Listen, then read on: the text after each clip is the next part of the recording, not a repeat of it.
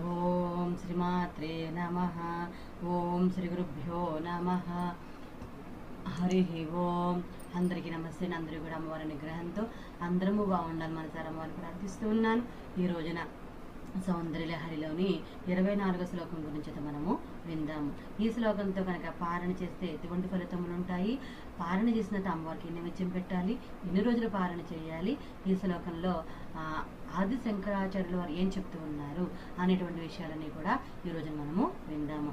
ఈ శ్లోకంతో కనుక పారణ చేసినట్లయితే భూత ప్రేత పిచాచ అపస్మారాది నివారణము జరుగుతుందని చెప్తూ ఉన్నారు. అయితే ఎన్ని రోజులు పారణ చేయాలి అంటే 30 రోజుల పాటు పారణ చేసి రోజుకి 1000 సార్లు చొప్పున శ్లోకాన్ని జపం అయితే చేయాలన్నమాట. నైవేద్యము తేనె, మినపగారలు, నువ్వుల పిండి అమ్మవారికి నైవేద్యం అయితే పెట్టాలి.